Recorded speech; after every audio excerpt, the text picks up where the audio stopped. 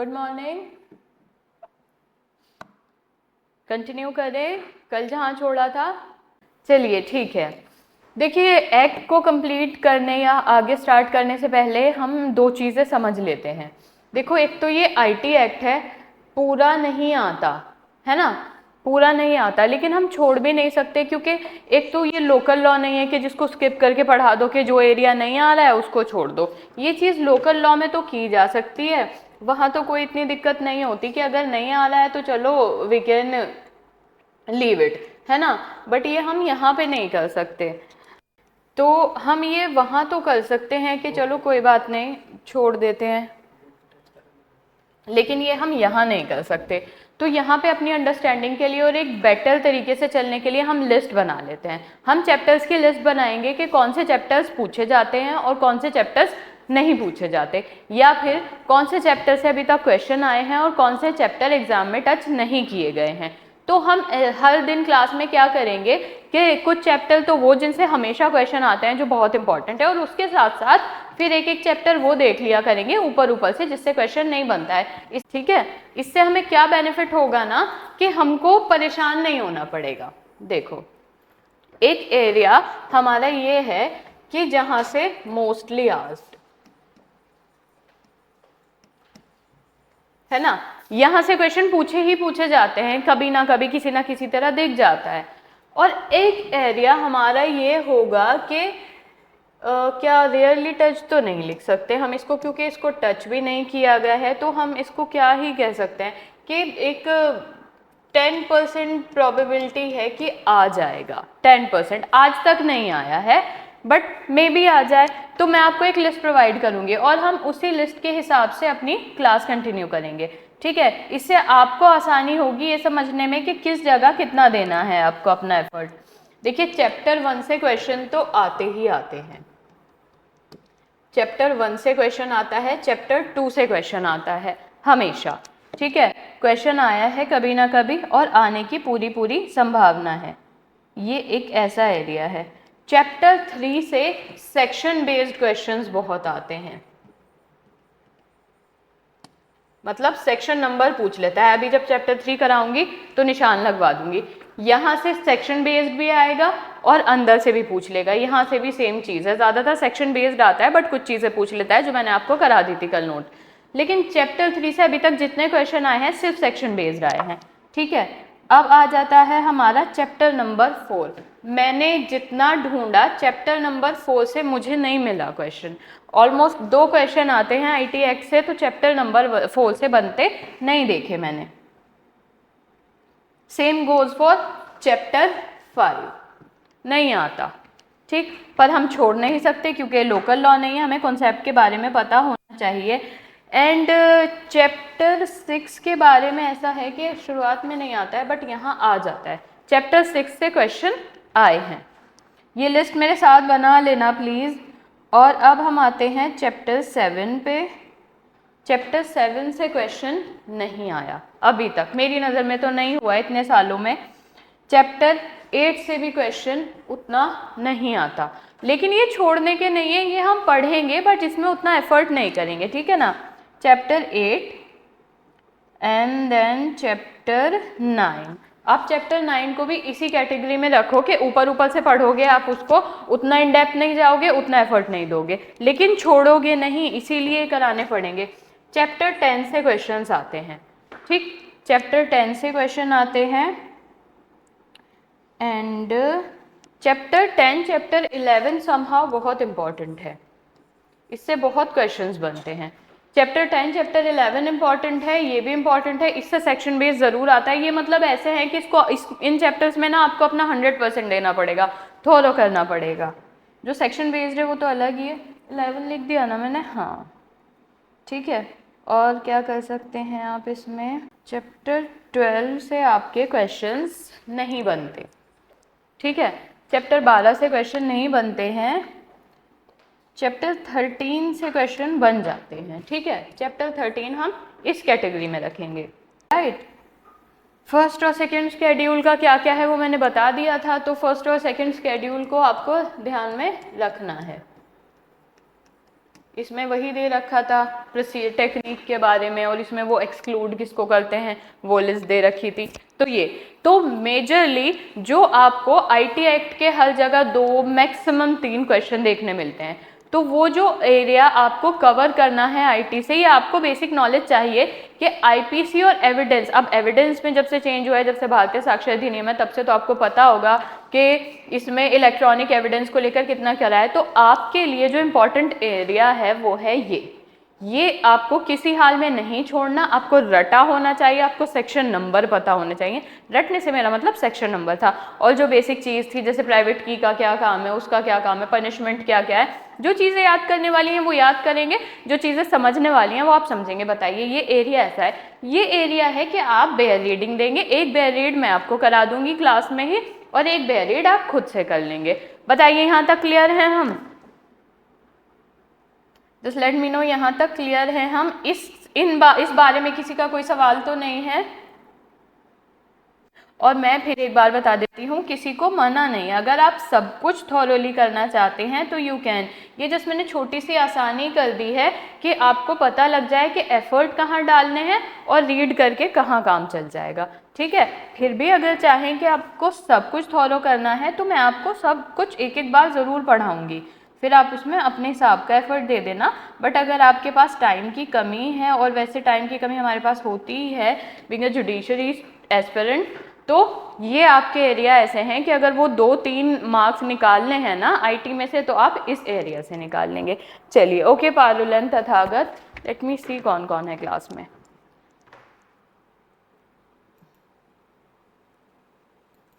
All right, चलिए अब हम शुरू करते हैं अपने चैप्टर नंबर 3 से। बेरिक पे चैप्टर 3 में क्या है ना, बेसिकली सेक्शन बेस्ड बहुत क्वेश्चन बनता है, बहुत, मतलब ये समझ लो कि आपको अगर कोई भी किसी भी जगह जहाँ पे आईटी आता है ना, वहाँ का क्वेश्चन पेपर उठा के देखोगे, 3-4 साल का क्वेश्चन पेपर निकालोगे, तो आपको क्या देखने मिलेगा ना कि कहीं सेक्शन 4 पूछ रखा है, कहीं सेक्शन 5 पूछ रखा है, सिर्फ सेक्शन नंबर। ये जो 2 आपके सेक्शंस है ना, ये सेक्शन नंबर पूछे जाते हैं, और आपको ये ध्यान रखने हैं। पहला चैप्टर नंबर 3 है आपका, क्या नाम है, इलेक्ट्रॉनिक गवर्नेंस।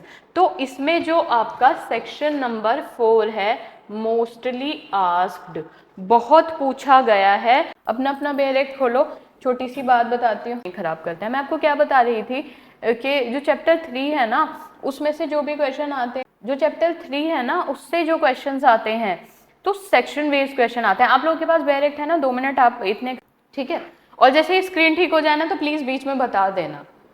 हाँ, तो हम शुरू करते हैं। चैप्टर 3 शुरू कर रहे थे। चैप्टर 3 से इंडेप्थ क्वेश्चन नहीं आया, सेक्शन के अंदर से क्वेश्चन नहीं आया है। जो क्वेश्चंस रहे हैं ना, हमेशा इस तरीके के रहे हैं कि legal recognition of electronic records किस सेक्शन में दिया है। जो क्वेश्चन हुआ है वो इस बारे में हुआ है। क्वेश्चन जो आप अगर प्रीवियस ईयर के क्वेश्चंस उठाएंगे तो उसमें आपने देखने मिलेगा कि जो लीगल रिकॉग्निशन है इलेक्ट्रॉनिक रिकॉर्ड्स की, वो कहाँ दी गई है। या तो ये पूछा है, और दूसरा पूछा है कि लीगल रिकॉग्निशन जो है इलेक्ट्रॉनिक सिग्नेचर की, वो कहाँ दी गई है। तो आप समझिए कि एक तरफ है सेक्शन नंबर 4, एक तरफ है सेक्शन नंबर 5, तो दोनों ही बात कर रहा है लीगल रिकॉग्निशन की। ठीक है, अभी मैं इसको एक लिस्ट वाइज करा दूंगी।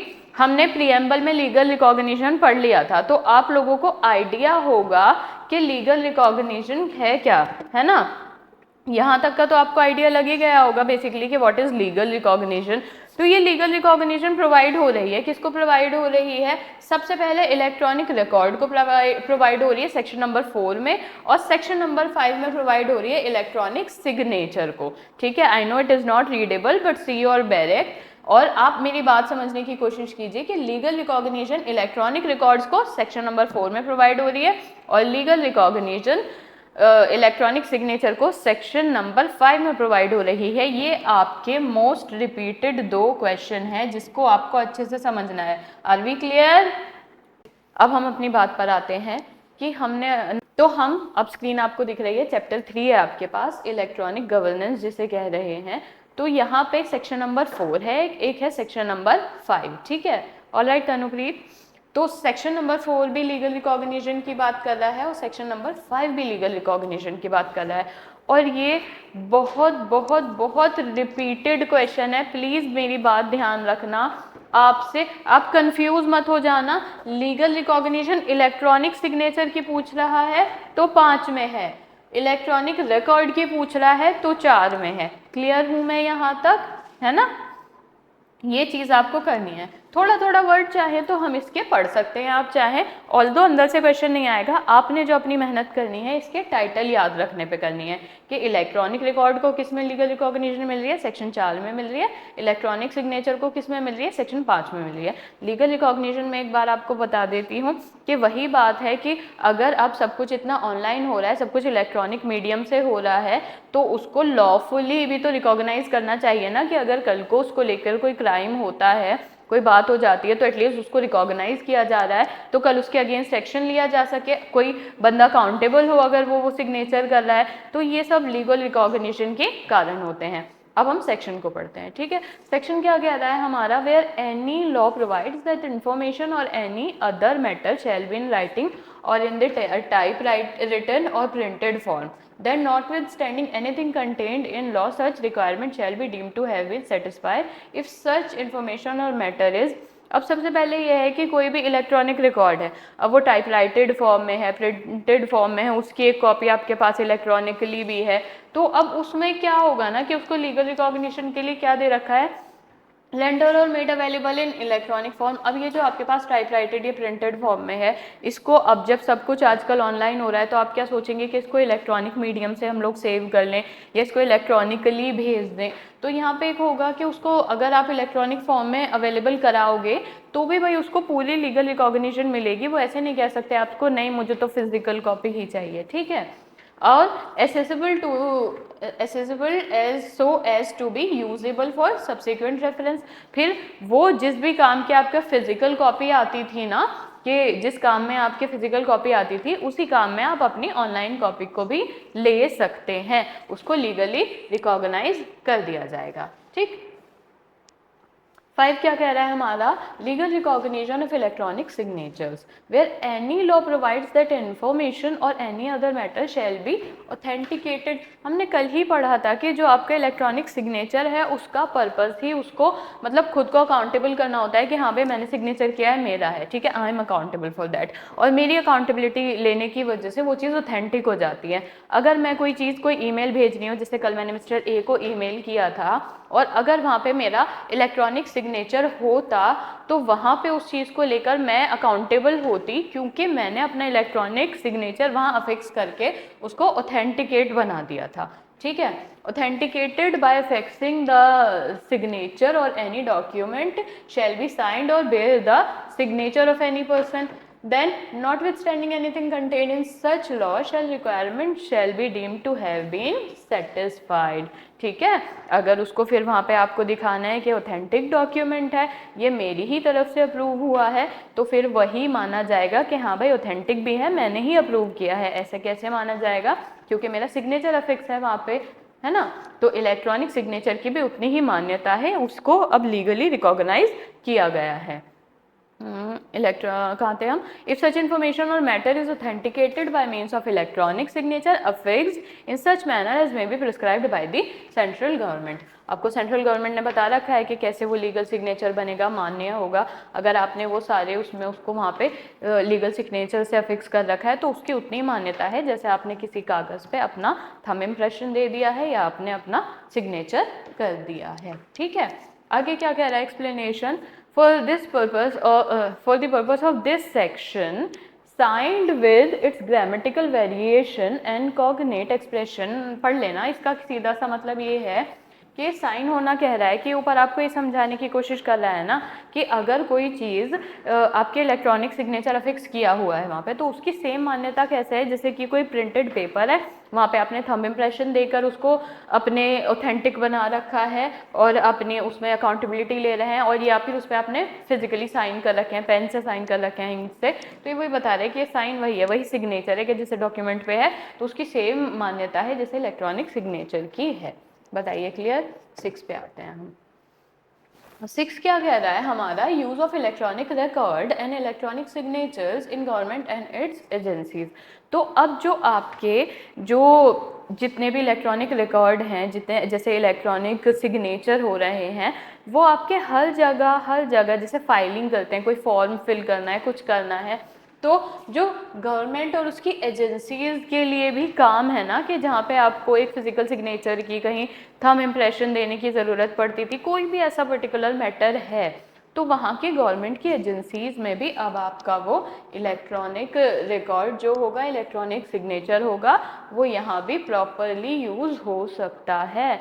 आप उसको यूज़ कर सकते हैं, क्योंकि उसको ऊपर के 2 सेक्शन में क्या कर लिया गया है, लीगली रिकॉग्नाइज कर लिया गया है, उसको लीगल रिकॉग्निशन दे दी गई है। तो यही है, किस किस में कर सकते हैं, अब ये बता रखा है, कोई फाइलिंग, कोई आप फॉर्म भर रहे हैं, कोई एप्लीकेशन भर रहे हैं, कोई लाइसेंस चाहिए, परमिट चाहिए उसके लिए, कोई पेमेंट की रिसिट है, सारी चीज़ों में क्या काम आ जाएगा, आपका इलेक्ट्रॉनिक रिकॉर्ड भी काम आएगा और इलेक्ट्रॉनिक सिग्नेचर भी। एक एग्जांपल देती हूँ, आजकल आप अपने एग्ज़ाम के फॉर्म भरते हैं, आप फॉर्म फिल करते हैं तो ऑनलाइन फॉर्म फिल करते हैं। अब अगर आप राजस्थान का एग्ज़ाम दे रहे हैं तो आप राजस्थान फॉर्म फिल करने थोड़ी जा रहे हैं, वहाँ पे अपने डॉक्यूमेंट्स पर्सनली उनको नहीं देने जा रहे हैं ना।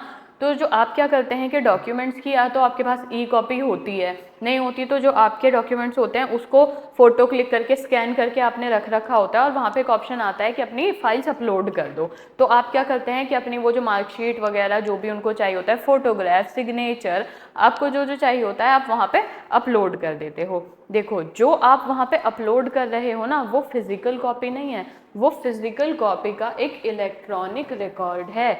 अगर तो मेरे कहने का मतलब था कि जो आपकी मार्कशीट है, जो आपने उसकी फ़ोन में फ़ोटो क्लिक कर रखी है, उसको स्कैन करके रख रखा है, तो वो जो कॉपी है ना आपकी, उस कॉपी का क्या फ़ायदा हो रहा है कि अब वो ई कॉपी है एक, ठीक है, अब वो इलेक्ट्रॉनिक रिकॉर्ड है, भले ही आपके पास उसकी फिजिकल कॉपी है, बट नाउ वो एक इलेक्ट्रॉनिक रिकॉर्ड माना जा रहा है। आपकी जो पासपोर्ट साइज फोटोग्राफ है, जो आपने अपने फ़ोन में रख रखी है, जो आप वहाँ पे अपलोड कर रहे हैं, वो अब एक इलेक्ट्रॉनिक आपका एक इलेक्ट्रॉनिक रिकॉर्ड माना जा रहा है।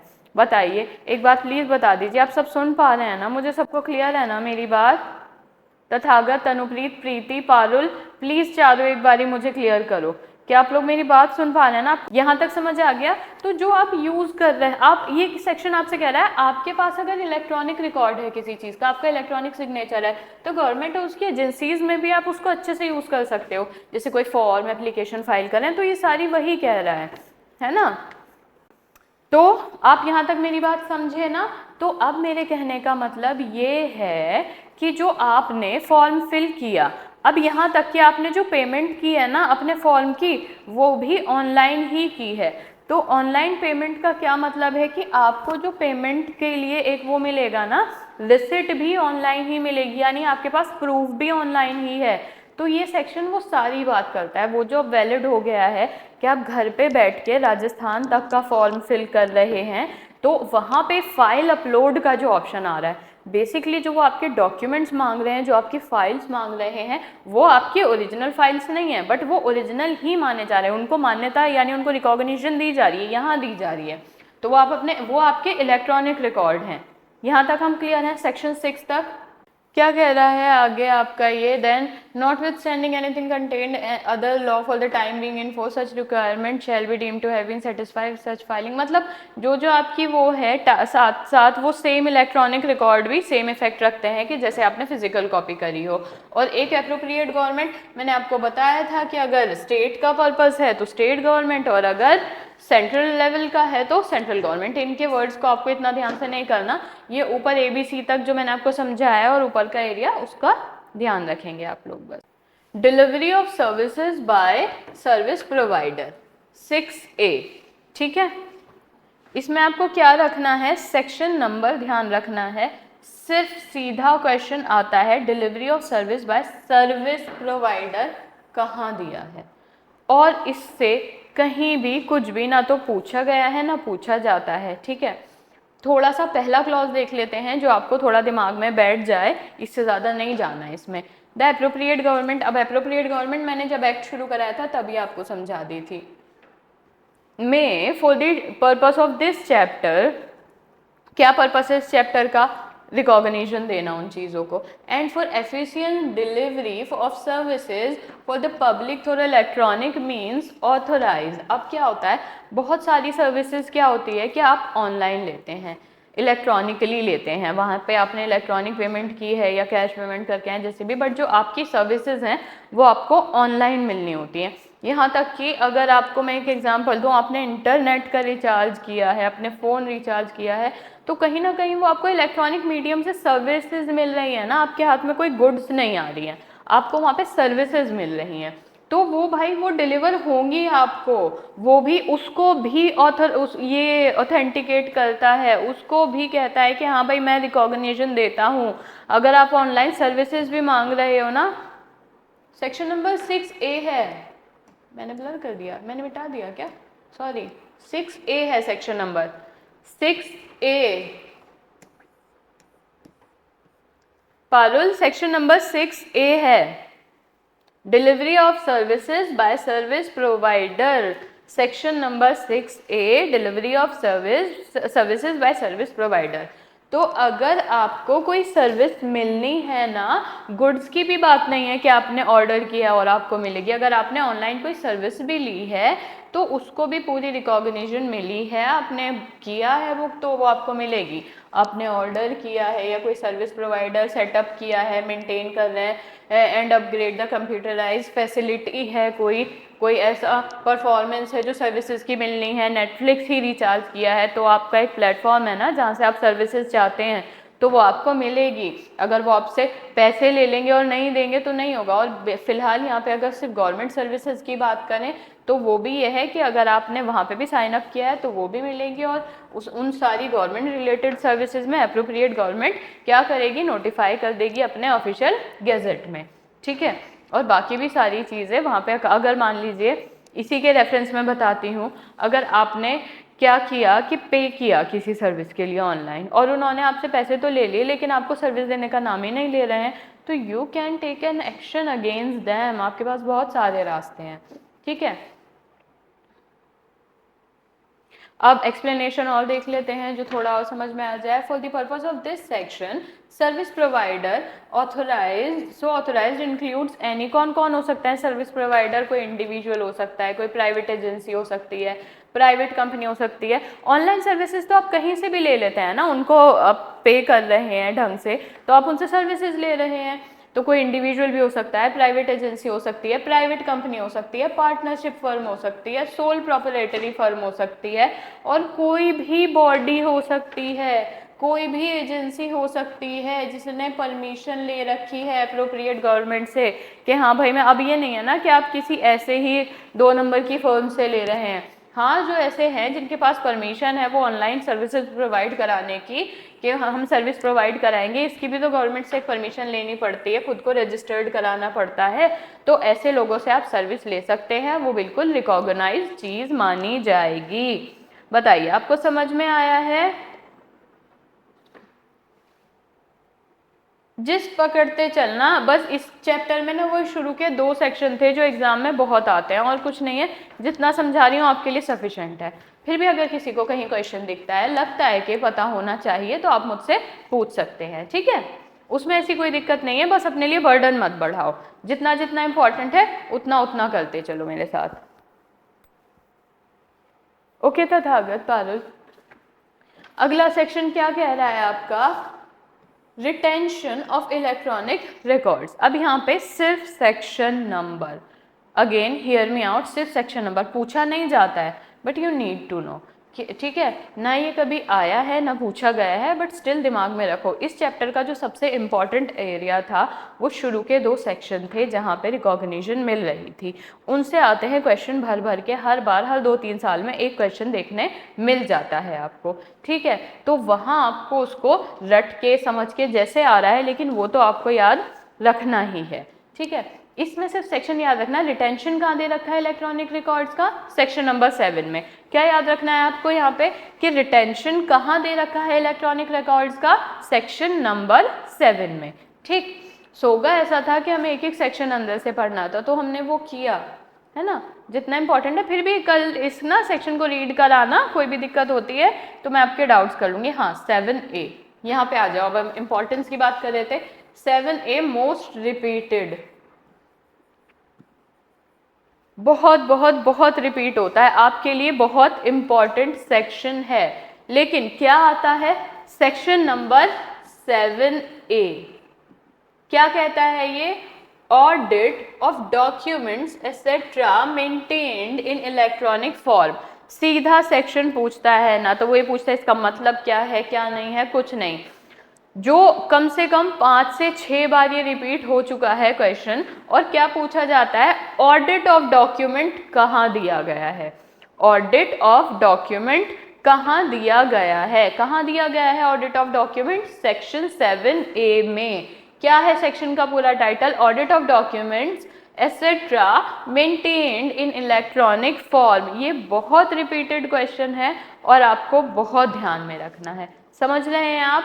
बहुत रिपीटेड क्वेश्चन है और आपको बहुत बहुत ध्यान में रखना है, बहुत ज़्यादा पूछा जाता है। Section 7A audit of documents etcetera maintained in electronic form. क्या कह रहा है section? Where in any law for the time being in force there is a provision of for audit of document।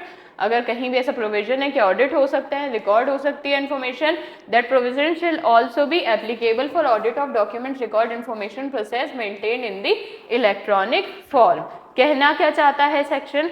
कि कहीं भी अगर ऐसा प्रोविजन है ना कि जो आपके पास फिजिकल डॉक्यूमेंट्स हैं, क्या है आपके पास? फिजिकल डॉक्यूमेंट्स हैं, उन फिजिकल डॉक्यूमेंट्स को ऑडिट किया जा सकता है, रिकॉर्ड किया जा सकता है इंफॉर्मेशन को। और ये इस तरह के जो भी प्रोविजंस आपको अगर किसी फिजिकल डॉक्यूमेंट को लेकर मिले हैं ना, तो सेम, बिल्कुल सेम चीज़ें आपको उसके लिए इलेक्ट्रॉनिक रिकॉर्ड्स के लिए भी मिलेंगी। अगर आपके पास फिर उसका कोई इलेक्ट्रॉनिक रिकॉर्ड है तो आप वहाँ पे उसको भी ऑडिट करा सकते हैं, रिकॉर्ड और इन्फॉर्मेशन प्रोसेस करा सकते हैं, मेंटेन करा सकते हैं इलेक्ट्रॉनिक फॉर्म में भी। यानी जो चीज़ें आप अपने फिजिकल के साथ कर सकते हैं डॉक्यूमेंट के, वो यहाँ पे राइट्स आपको इलेक्ट्रॉनिक फॉर्म में आपके पास अगर कोई चीज़ है उसमें करने के लिए भी दिए गए हैं। ऑडिट अगर फिजिकल डॉक्यूमेंट हो सकता है तो उसका इलेक्ट्रॉनिक फॉर्म भी ऑडिट कराया जा सकता है। ठीक है, इतना कह रहा है बस सेक्शन। आगे 8 सेक्शन नंबर देखेंगे सिर्फ आप, publication of rules regulation etcetera in electronic gadget. अब एक बात बताओ छोटी सी, जैसे गवर्नमेंट है, कोई भी नया लॉ निकालती है, कोई भी चीज़ नई आनी होती है, कुछ भी, कोई लॉ आ रहा है, कोई बिल पास हो रहा है, कोई चेंज हो रहा है, कुछ भी है, तो आपको कैसे पता चल जाता है? न्यूज़पेपर का वाला तो ज़माना है नहीं ना कि अब हर जगह हर चीज़ न्यूज़पेपर से जाती है। अब बहुत रेयर होता है, न्यूज़पेपर आज भी है लेकिन लोग उतना रिलाय नहीं कर रहे हैं न्यूज़पेपर पर। आपको अगर पता लगता है ना कि गवर्नमेंट ने कोई चेंज किया है, कोई बिल पास किया है, उस बिल में क्या आ रहा है, आपके लिए क्या चेंजेस है, जो भी चीज़ होती है वो कहाँ पे होती है? आपको कहीं ना कहीं जो गवर्नमेंट है अपने इलेक्ट्रॉनिक गैजेट में निकालती है ना, आपको मोस्टली उसी के थ्रू पता लगती है। तो ये कहना चाह रहा है कि जो पब्लिकेशन करती है ना, रूल्स जो पब्लिश करती है गवर्नमेंट अपने रूल्स को, रेगुलेशन को, वो इलेक्ट्रॉनिक गैजेट में भी करती है। लेकिन आजकल का टाइम ऐसे हो गया है, मे भी की जगह हमको पता ही इलेक्ट्रॉनिक गैजेट में जब वो पब्लिश हो जाती है जब पता लगता है। ठीक है, आपके पास हर जगह का एक्सेस है, आप देख सकते हैं, फिर वो एक जगह आती है फिर फैल जाती है। तो मोस्टली जो रूल रेगुलेशन होते हैं गवर्नमेंट के, वो इलेक्ट्रॉनिक गैजेट में पब्लिश होते हैं और आपको वहाँ से भी मतलब उनकी पूरी लीगल वैल्यू है, वही माने जाते हैं। और अब फिजिकल का उतना नहीं है ना कि वो कहीं अफिक्स कर देगी, न्यूज़पेपर में बंटवा देगी, कितने लोगों को पता चलेगा? न्यूज़पेपर में भी आता है, बंटता है, अफिक्स भी होता है, लेकिन साथ साथ उनके इलेक्ट्रॉनिक गैजेट में भी पब्लिश होता है। क्या कह रहा है section? Where any law provides that any rule, regulation, order, by law, notification or any other matter shall be published in the official gazette। अगर कोई भी इन सारी चीज़ों में ऑफिशियल गैजेट में पब्लिश हुआ है तो वो सारी रिक्वायरमेंट जो है सेटिस्फाई मानी जाएगी, अगर उसे इलेक्ट्रॉनिक गैजेट में भी पब्लिश कर दिया गया है तो। ठीक है, सेटिस्फाई माना जाएगा कि अब वो इलेक्ट्रॉनिक गैजेट में आ गया है, मतलब ठीक है, अब और भी लोगों को पता लग जाएगा। फिजिकल के बराबर ही वैल्यू दे दी है उसको, इलेक्ट्रॉनिक फॉर्म को भी। provided that where any rule, regulation, order, bylaw, notification or any other matter is published in the official gazette or electronic gazette, the date of publication shall be deemed to be the date of gazette which was first published in any form. अब आप मुझे बताइए कि दो चीज़ें हैं, एक हुआ था फिजिकली, एक फिजिकल गैजेट में हुआ था और एक हुआ था इलेक्ट्रॉनिक मीडियम से, ठीक है। तो 12 नवंबर 2024 को गवर्नमेंट ने क्या किया कि इस जो नोटिफिकेशन थी उसको फिजिकली प्रिंट करा दिया और उसको अफिक्स करा दिया, जैसे भी पब्लिश होता है ऑफिशियल गैजेट में उन्होंने फिजिकली करा दिया यहाँ पे। फिर क्या हुआ ना कि 14 नवंबर को वो इलेक्ट्रॉनिक गैजेट में भी पब्लिश हो गया। 15 नवंबर को क्या हुआ कि वो इलेक्ट्रॉनिक गैजेट में भी पब्लिश हो गया। अब ये पूछ रहा है कि एग्जाम में अगर पूछेगा आपसे कि date of publication of such rule या बाय लॉ कौन सी मानी जाएगी, अगर एग्जाम में फिर क्वेश्चन आता है सिचुएशन बेस्ड कि कौन सी डेट मानी जाएगी, तो जो भी अर्लियर है, पहले अगर इलेक्ट्रॉनिक में होता तो ये वाली डेट मानी जाती, और अगर पहले फिजिकल में हुआ है तो ये डेट मानी जाएगी जिस दिन पहली बार first time notification official gazette में आई है, पब्लिश हुई है, वो डेट मानी जाएगी, चाहे वो फिजिकल में पहले हो चाहे वो इलेक्ट्रॉनिक में पहले हो, उस बात से फर्क नहीं पड़ेगा। ठीक, ये कह रहा है आपका सेक्शन नंबर 8। सेक्शन 9 क्या कहता है? सेक्शन 9 कह रहा है आपका section 6, 7, 8 and not confer the right to insist document should be accept in electronic form. ठीक है, ये बात क्या है कि सेक्शन 6 में जो बात की गई है, 7, 8 में बात की गई है, वो कभी भी ऐसा कन्फर नहीं करते, किसी को राइट नहीं देते हैं कि वो इंसिस्ट करे कि जो डॉक्यूमेंट है वो एक्सेप्ट होगा इलेक्ट्रॉनिक फॉर्म में ही, कि नहीं भाई अब इलेक्ट्रॉनिक को ही सारी वो दे दी गई है तो अब वो इलेक्ट्रॉनिक में ही आप आके कराओ। ठीक है, या फिर इंसिस्ट दूसरे तरीके से भी कि नहीं फिजिकली कराओ, तो आप वहाँ पे इंसिस्ट नहीं कर सकते हो। ये कोई एक रूल नहीं अफिक्स हो गया है, आप जिसमें कन्वीनियंट हो पा रहा है उस टाइम पे उसमें करा सकते हैं। क्या कह रहा है? Nothing contained in section 6, 7, 8 confer any right upon any person. आप किसी के ऊपर ज़बरदस्ती कोई राइट नहीं कन्फर कर सकते, उसको इंसिस्ट नहीं कर सकते हो that any ministry or department of central government or the state government or any authority or body established by under any law or controlled or funded by the state or central government। कहने का मतलब है कि state government हो, central government हो या कोई भी अथॉरिटी जो इनसे फंडेड है या फिर इनसे सर्टिफाइड है, वो आपको ऐसा करने के लिए इंसिस्ट नहीं कर सकती है। ठीक है, वो एक्सेप्ट करेंगी, शुड एक्सेप्ट, इशू भी करेंगी, क्रिएट करेंगी, रिटेन करेंगी, प्रिजर्व करेंगी any document in the form of electronic record or effected any monetary transaction in the electronic form. वो वहाँ पे उसको इलेक्ट्रॉनिक फॉर्म में लेने से मना नहीं करेंगी। ठीक है, और इंसिस्ट भी नहीं करेंगी। अब सेक्शन 10 पे क्वेश्चन कैसे आ रहा है? बहुत ये भी 2-4 बार रिपीट हुआ है, लेकिन ये नहीं आ रहा है क्वेश्चन। क्वेश्चन क्या आ रहा है इसमें? Who has the power, question सुनिएगा आपका जो प्रीवियसली रिपीटेड है, who has the power to make rules in respect of electronic signature. कौन बना सकता है इलेक्ट्रॉनिक सिग्नेचर के लिए रूल्स? Central government. ठीक है, आपका ये क्वेश्चन काफ़ी बार आया है और आपको ध्यान में रखना है। सेक्शन 10 से क्या क्वेश्चन बनता है कि कौन बना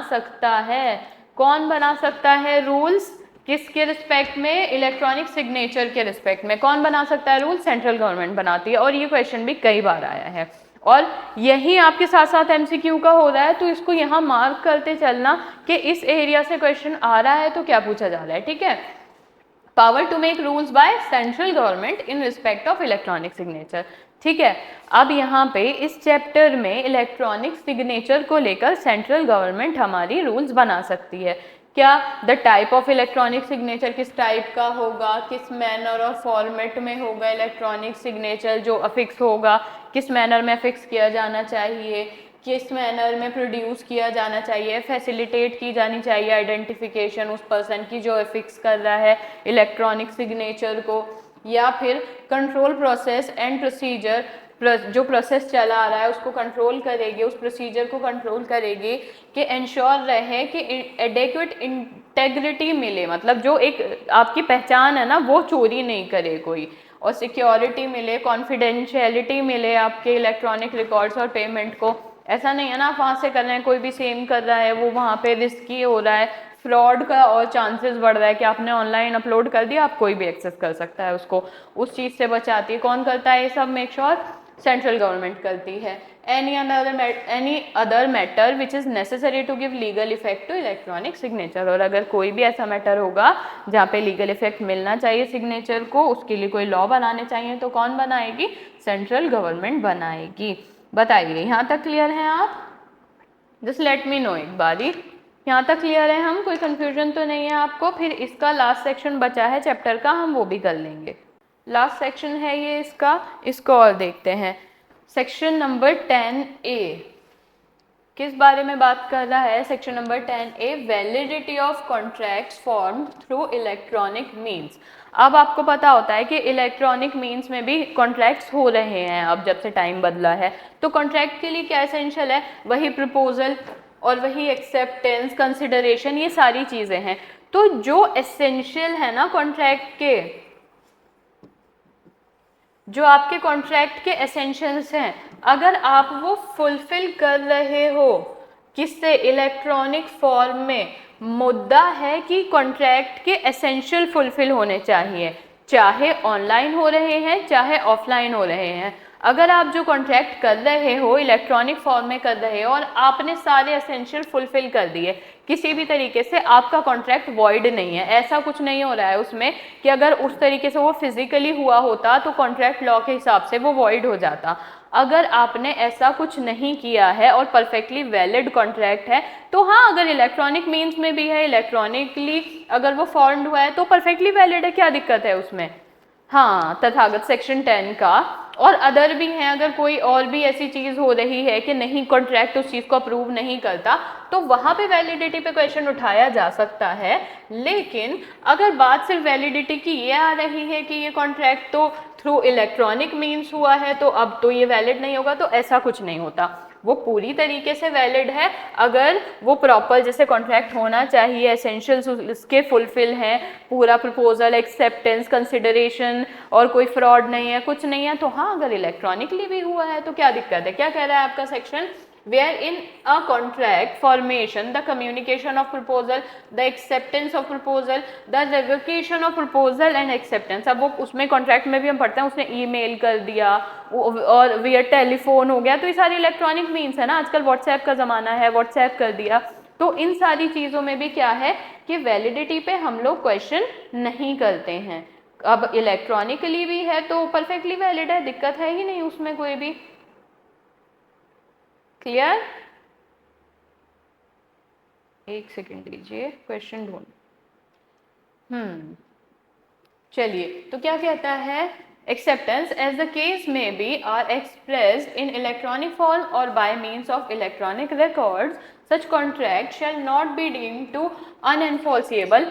क्या कह रहा है? Shall not be deemed to be unenforceable, यानी अनएनफोर्सिएबल नहीं माना जाएगा। यानी क्या माना जाएगा? एनफोर्सिएबल माना जाएगा। कैसे एनफोर्सिएबल माना जाएगा? कि अगर उसकी कम्युनिकेशन, प्रपोजल की, एक्सेप्टेंस की या रिवोकेशन की कोई भी चीज़ अगर इलेक्ट्रॉनिक मीडियम से हुई है तो वो अनएनफोर्सिएबल नहीं माना जाएगा। यानी क्या माना जाएगा? एनफोर्सिएबल माना जाएगा। इलेक्ट्रॉनिक मीन्स की वजह से उसकी वैलिडिटी पे, उसकी एनफोर्सिबिलिटी पे कोई सवाल नहीं उठेगा। Solely on the ground that such electronic form or means was used for this purpose. तो आप ये नहीं कह पाएंगे वहाँ पे कि नहीं, इस कॉन्ट्रैक्ट को फॉर्म करने के लिए तो इलेक्ट्रॉनिक पर्पस यूज़ किया गया है, अब हम इसको वैलिड नहीं मानेंगे, तो ऐसा कुछ नहीं होगा, वो पूरी तरीके से एनफोर्सिएबल होगा। हमारा चैप्टर 3 हो गया है ख़त्म। बताइए यहाँ तक क्लियर है या नहीं? बताइए, चैप्टर 3 तक क्लियर है? एक चीज़ दिखाती हूँ। देखो मैंने आपको बताया था चैप्टर 1, 2, 3 से भर भर के क्वेश्चन आते हैं, बहुत ज़्यादा। डेफिनेशन, ओके पारुल, तथागत, प्रीति, देखो मैंने आपको बताया था चैप्टर 1, 2, 3 से भर भर के क्वेश्चन आते हैं। चैप्टर 1 से भी बहुत डेफिनेशन पार्ट से, डेट्स वगैरह, चैप्टर 2 से भी आते हैं, सॉरी चैप्टर 2 से डेफिनेशन वगैरह, 1 से एक्सटेंशन, ये सब जो पढ़ा था। चैप्टर 3 जो हमने अभी किया, मैंने आपको बताया कौन सा सेक्शन किस तरीके से पूछा जाता है।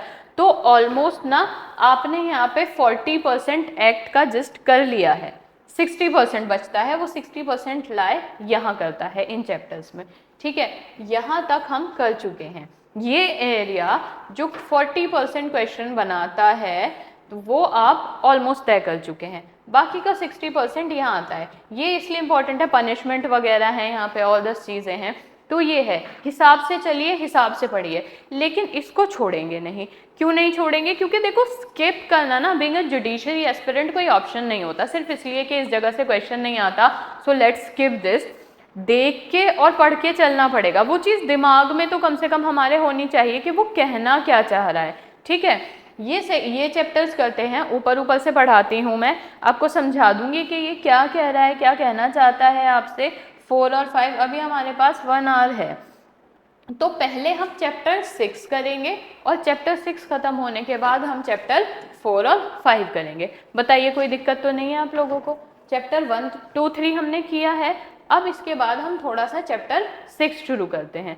चैप्टर 6 खत्म करने के बाद हम चैप्टर 4 और 5 ऊपर ऊपर से देख लेंगे, पढ़ लेंगे इसको, और फिर एक रीड आप खुद कर लेना। बताओ कोई दिक्कत तो नहीं है ना यहाँ तक चैप्टर 6 शुरू करने में? बताइए मुझे, कोई प्रॉब्लम नहीं है ना? चैप्टर 6 शुरू करते हैं, चैप्टर 6 करिए कवर मेरे साथ, और फिर उसके बाद हम, आज टाइम बचता है तो आज, वरना कल 4 और 5 करते हैं, फिर उसके बाद 10 कर लेंगे, 10, 11 कर लेंगे, फिर 7, 8 कर लेंगे, ऐसे करके पूरा एक्ट कंप्लीट हो जाएगा। तो वो एक मोस्ट इंपॉर्टेंट और साथ साथ बाकी के 2 चैप्टर भी जिसको हमें पढ़ना है थोड़ा सा, हम वो भी कर लेंगे। चलिए चैप्टर 6 पे आइए फिर आप मेरे साथ, और PYQ देखते रहा करो, इससे ना आपको खुद को भी आइडिया रहेगा। पता है क्या होता है, अगर मैंने आपको पहले भी बताया था कि कोई सेक्शन, कोई चीज़ अगर आप नहीं भी पढ़ रहे हो ना, कोई आपका एक्ट नहीं पढ़ना है, अभी नहीं पढ़ना है, फिर उसे नया नया शुरू किया है और अभी तक वो किसी ने नहीं पढ़ाया है, तो पढ़ने का उसका बेस्ट तरीका क्या है कि प्रीवियस ईयर के क्वेश्चन खोलो, देखो कि किस एरिया से क्वेश्चन आ रहे हैं। आपको एक एरिया ऐसा मिलेगा जिससे भर भर के क्वेश्चन पूछे जा रहे हैं, और एक मिलेगा कि कभी पूछा ही नहीं, या कभी आ गया तो 10 साल में एक बार एक क्वेश्चन आ गया, 11 साल में एक बार एक क्वेश्चन आ गया। तो जब आप उस डायरेक्ट को पढ़ने बैठोगे ना, तो आपको उसी टाइम पता होगा कि आपको अपनी 100% एनर्जी कहाँ देनी है, आपको सबसे ज़्यादा मेहनत कहाँ करनी है, चीज़ें साथ साथ याद करते हुए कहाँ पे चलना है, और कहाँ पे बस एक रीड काफ़ी है। बस इतना कि आपकी अंडरस्टैंडिंग में आ जाए, आप नाइव ना रहें उस चीज़ से कि, और बिल्कुल एक अनजान ना रहें कि आपको पता ही नहीं है कि वो क्या है, वो चीज़ तो अच्छी भी नहीं लगेगी, ठीक है। चैप्टर नंबर 6 करते हैं हम, ये इम्पॉर्टेंट है। क्या कह रहा है? Regulation of certifying authorities. देखो हमने ये पढ़ा कि आपके इलेक्ट्रॉनिक सिग्नेचर हैं, इलेक्ट्रॉनिक सर्टिफिकेट्स मिल सकते हैं, सिग्नेचर का मिल रहा है, और आपको भी आजकल कोई भी चीज़ है उसको ऑनलाइन रिकॉर्ड कर सकते हैं, रख सकते हैं। तो हमारे पास ना सेंट्रल गवर्नमेंट ने बहुत सारी अथॉरिटी बना रखी हैं जो सर्टिफाइंग अथॉरिटी की कैटेगरी में आती हैं, ठीक है, और उनके अलग अलग फंक्शंस हैं। और इस चैप्टर में हम ये पढ़ेंगे कि कौन कौन सी अथॉरिटी है हमारे पास जो सर्टिफाइंग अथॉरिटी कहलाती है, और उनके क्या क्या फंक्शंस हैं, बेसिकली कौन अपॉइंट कर रहा है, किस लिए अपॉइंट कर रहा है, और किसको अपॉइंट कर रहा है। 3 सवाल इस चैप्टर में आपको देखने हैं।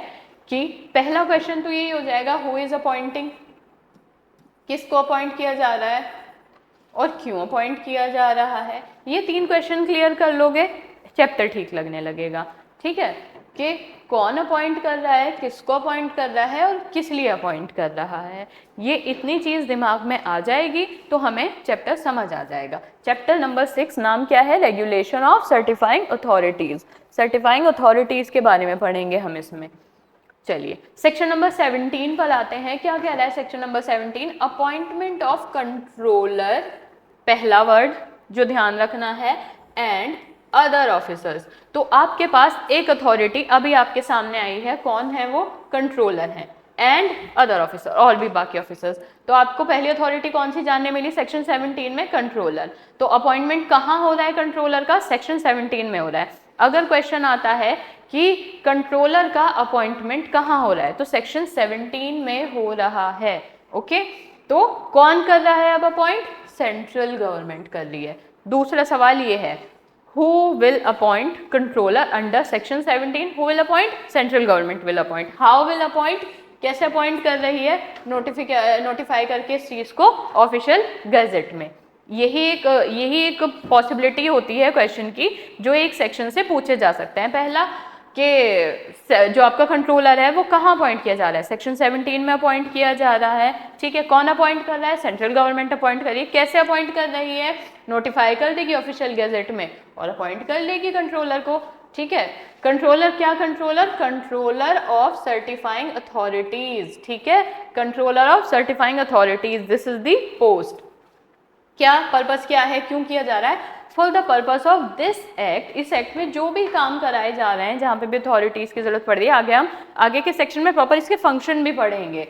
एंड में ऑल्सो बाय द सेम और सब्सिक्वेंट नोटिफिकेशन, और आगे भी अगर उसको फिर लगता है तो आगे नोटिफाई करके कितने भी such number, appoint such number of deputy controllers, यानी उनको असिस्टेंट कंट्रोलर्स और अदर ऑफिसर्स भी अपॉइंट कर सकती है जैसा उसको ठीक लगे उस हिसाब से। ठीक है, आगे भी नोटिफाई करके, आगे भी सब्सिक्वेंट नोटिफिकेशन दे के और भी कितने भी नंबर में जो उसको ठीक लग रहा है, डिप्यूटी कंट्रोलर्स, असिस्टेंट कंट्रोलर्स और अदर ऑफिसर को भी अपॉइंट कर सकती है जैसा भी सेंट्रल गवर्नमेंट को ठीक लगे।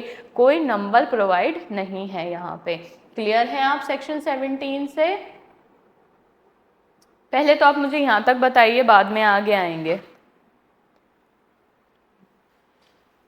चैप्टर का जिस्ट समझ आया? किस वजह से है, क्या हो रहा है, थोड़ा जिस्ट समझ आया चैप्टर का? आगे का पढ़ते हैं, इसी में ही के सेक्शन क्या कह रहा है। सब क्लॉज 2 पर आते हैं। 1 तक आप लोगों को क्लियर है, जिस्ट क्लियर है। 2 में क्या कह रहा है वो आपसे? The controller shall discharge his function under this act subject to the general control.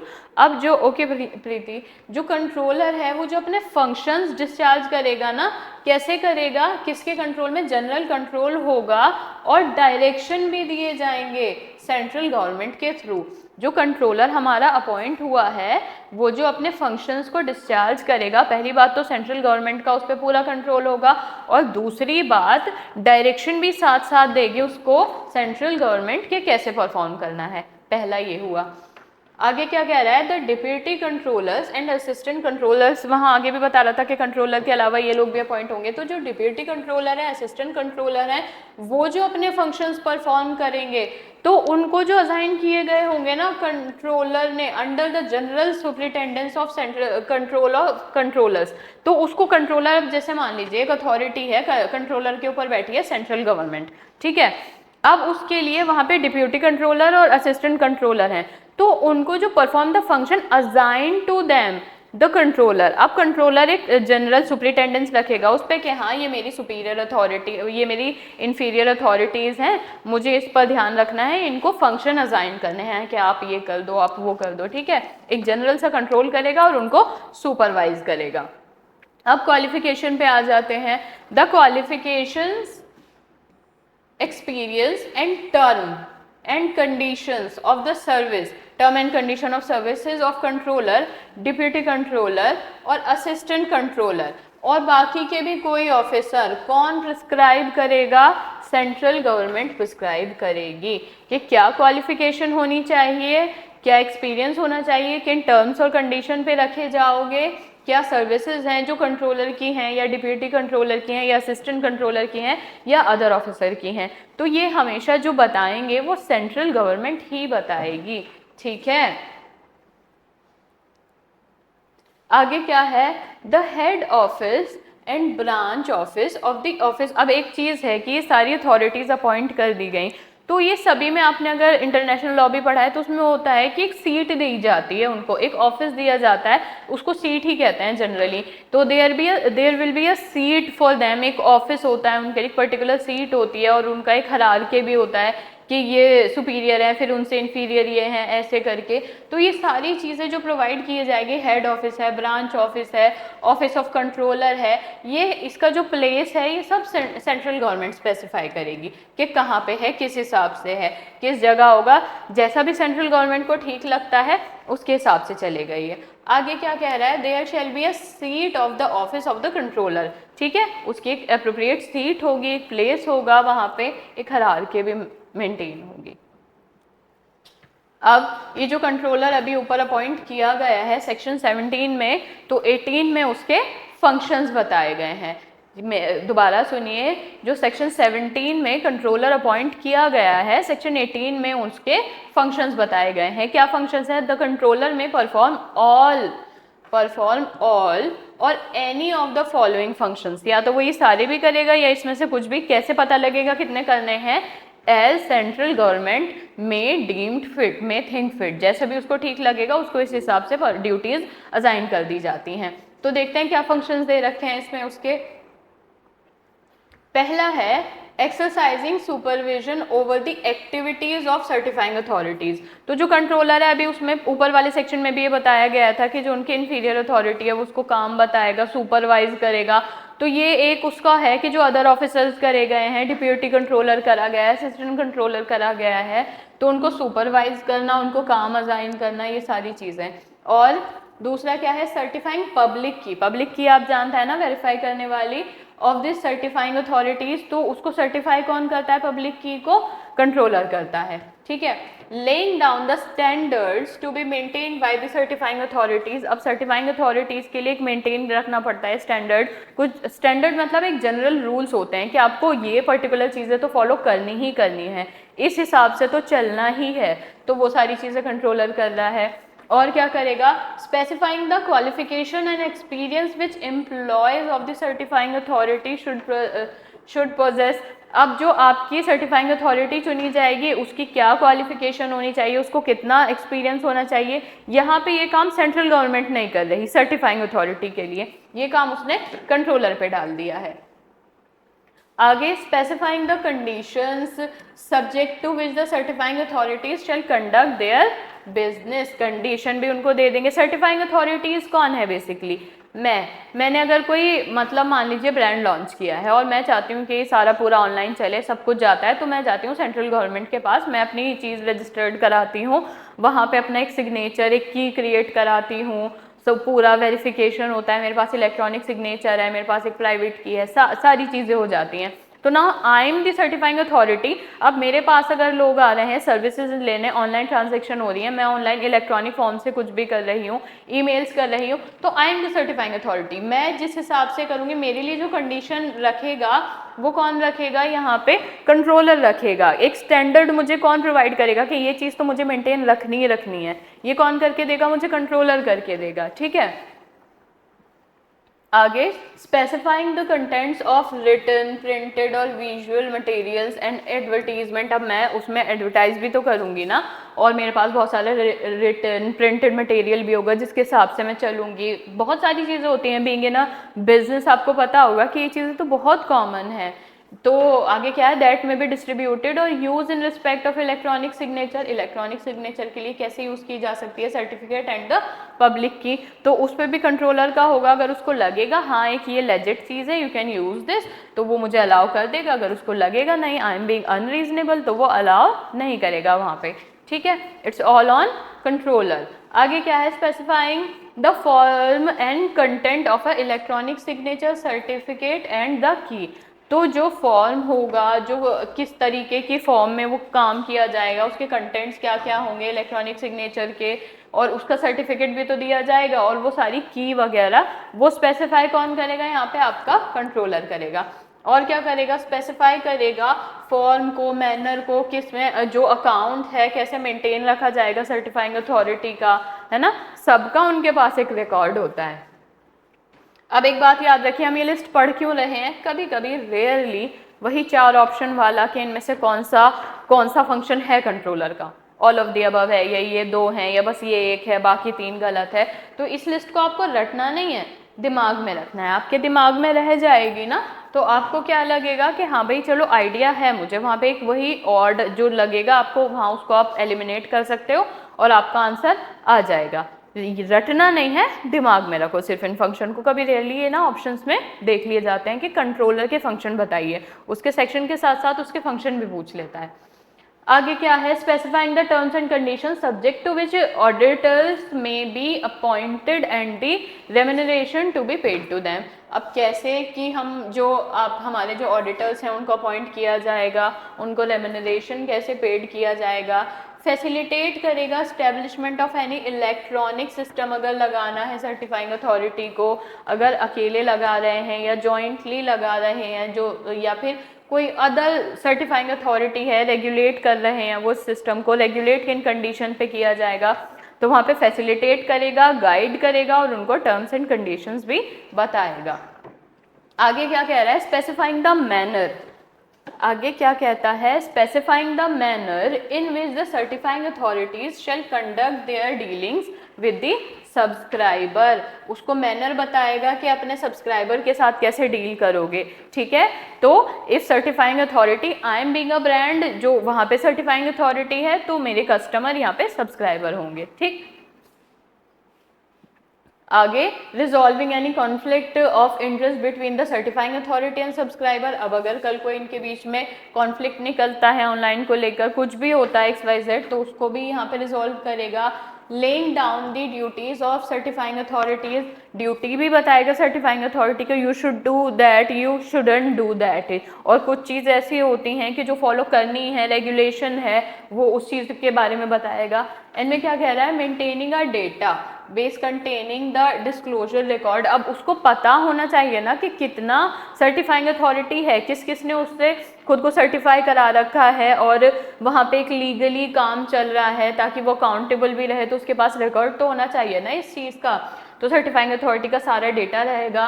Containing such particular as may be specified by the regulation, अगर उसको मुझसे कोई भी पर्टिकुलर्स चाहिए कि मैं आप इस चीज़ की डिटेल देंगी, आप कस्टमर्स की डिटेल देंगी, जो भी उसको वहाँ पे रेगुलेशन में जस्ट और फेयर होगा तो वो भी लेगा वहाँ पे। एक्सेसिबल जो पब्लिक का है, प्राइवेट इन्फॉर्मेशन तो नहीं मांगेगा ना, बट जो एक्सेसिबल है पब्लिक के लिए तो वहाँ पे वो उसको सारा अपना डेटा अपने पास स्टोर रखेगा।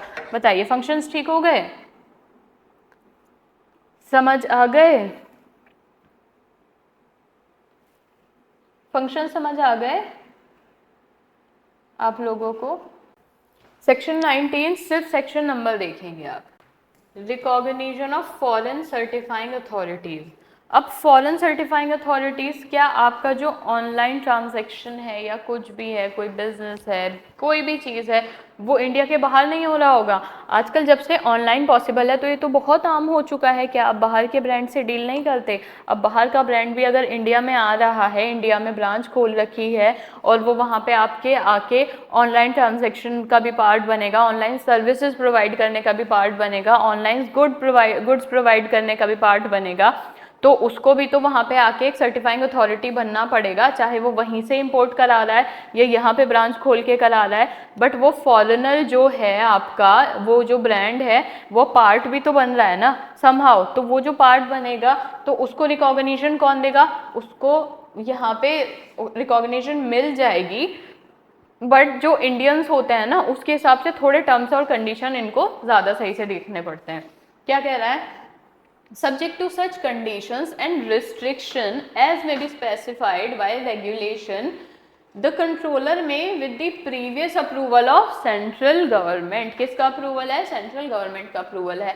एंड अब देखिए फॉरेन से है तो स्टेट गवर्नमेंट की अथॉरिटी तो सोचने में भी नहीं आ सकती ना, अगर अथॉरिटी पे भी क्वेश्चन आता है तो आपको पता होगा कि सेंट्रल गवर्नमेंट है। And by notification in the official gazette recognise any foreign certifying authority as a certifying authority for the purpose of this act, यानी आप बाहर के भी किसी सर्टिफाइंग अथॉरिटी को ऐसे रिकॉग्नाइज कर सकते हो, मान्यता दे सकते हो, बट वो प्रीवियसली परमिशन लेगा और सारे अगर कोई रिस्ट्रिक्शन लग रहे हैं तो उसको मानेगा, है ना। अब मान लीजिए ऊपर यहाँ पे मान लिया एक फॉरेन सर्टिफाइंग अथॉरिटी थी, उसको रिकॉग्नाइज कर दिया, फिर where any certifying authority is recognised under subsection 1, ऊपर उसको रिकॉग्नाइज कर दिया गया है, the electronic signature certificate issued by certifying authority shall be valid for the purpose of this act. अब जब वो यहाँ पे कर रहा है तो एक वहाँ पे इलेक्ट्रॉनिक सिग्नेचर सर्टिफिकेट भी होगा ना, तो वो यहाँ पे इस पर्पस के लिए उसको भी वैलिड माना जाएगा। अब जब उसको रख रहे हो तो उसको बेसिक सी चीज़ें तो करने दो, ठीक।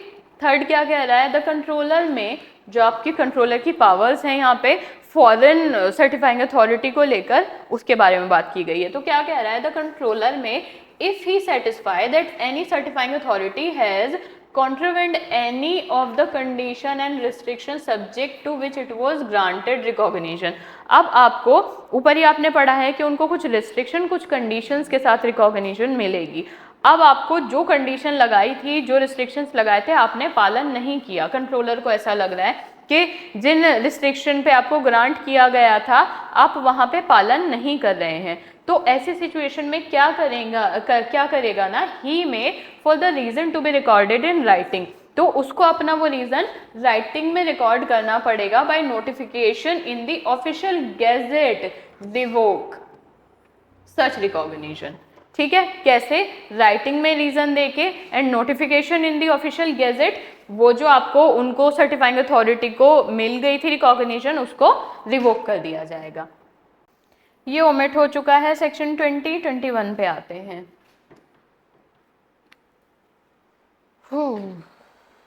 क्या कह रहा है 21, licence to issue electronic signature certificate. ठीक है, जो आप किसी को इलेक्ट्रॉनिक सिग्नेचर सर्टिफिकेट इशू भी करेंगे ना, कि यू बीइंग अ अथॉरिटी, ठीक है, अगर मैं हूँ बीइंग एन अथॉरिटी, तो अब मैं यहाँ पे इशू कर रही हूँ, क्या इशू कर रही हूँ, इलेक्ट्रॉनिक सिग्नेचर के सर्टिफिकेट, तो उसके लिए लाइसेंस लेना पड़ता है।